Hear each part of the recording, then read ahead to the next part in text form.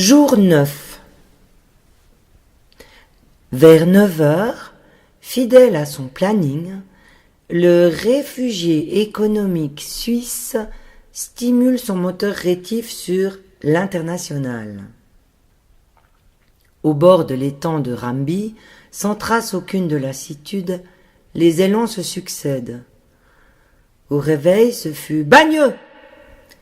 Et comme toujours, dans la quiétude savourée ensuite, le petit déjeuner se prolongea dans un silence qui n'était pas du tout oppressant, mais espace d'une magie qu'elle croyait perdue.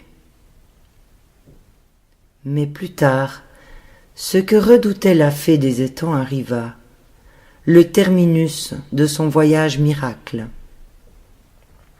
En effet, à l'élan suivant annoncé en « Bourg-la-Reine », il se passa un stupéfiant changement de comportement, un retour inattendu de la parole. Sans attendre, le voyageur de l'amour se leva et déclara « C'est ici que je dois descendre ». Il sortit, reprit son véhicule dans la soupente et s'engagea sur le chemin de ronde de l'étang. Vers 11 heures, à l'est de Saint-Beau, Collector émerge d'un sommeil alourdi par le Dagjaniel. Il écarte les objets tentant de l'empêcher de sortir, dont sa collection de cendriers sans anneaux, et se retrouve en tempête annoncée. Il se laisse convaincre de l'urgence qu'évoquent les bourrasques qui semblent s'accroître. Il se fait violence et s'engage à retirer ces jolies couvertures dorées métallisées et, ingénieux, comme toujours, colmate les fissures du toit de son mobil-home avec un reste de fondu de la veille. À Saint-Marthe, visite du jeune CEO de Chicken First, venu prendre livraison de l'installation et procéder à sa mise en marche. Une fois les entrepreneurs du bâtiment et les livreurs des 10 000 poussins partis, il décide de rendre visite à son nouveau voisin. Il s'approche de la maison, inconscient des risques.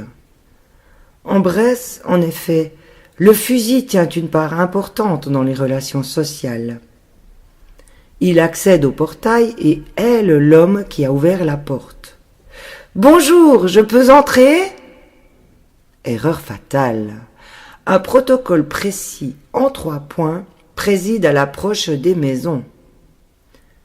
1. Dire bonjour et se présenter, et c'est tout. 2. Voulez entrer? Dire non. 3. Entre boire un coup? Dire oui. Il est ainsi condamné à s'expliquer depuis le portail, à décrire ce qu'il va faire. Un élevage de poulets automatisé à grande échelle.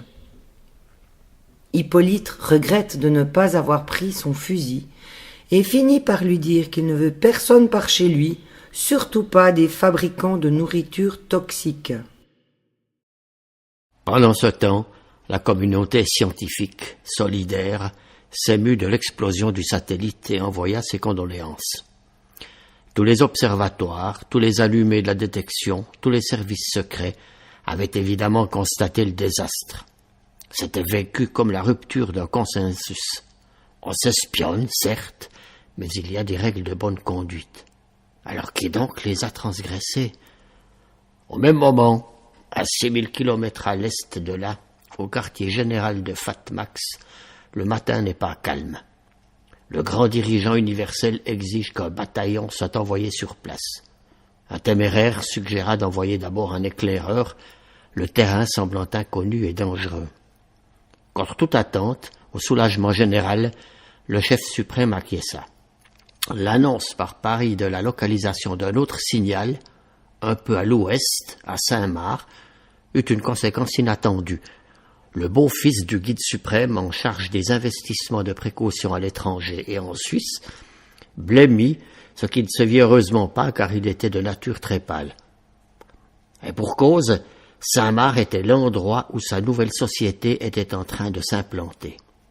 Il abonda donc dans le sens d'envoyer un agent et fit la proposition qui lui parut la moins risquée pour ses affaires en cours, envoyer l'agente Matahara, misant sur le manque général de perspicacité des femmes. Ce manque d'expérience en la matière allait lui coûter cher. À 6000 km dans l'autre sens, les antennes de la NSA détectent le signal mystérieux comme presque chaque nuit à 3 heures. Et à la stupéfaction de Wilbur déjà sur pied, ses bécanes boostées à l'intelligence artificielle se mettent toutes à siffloter l'international. Anticommuniste borné et héréditaire, Knothead s'étrangle et oublie les menaces de son chef s'il le dérangeait encore une fois au karaoké topless.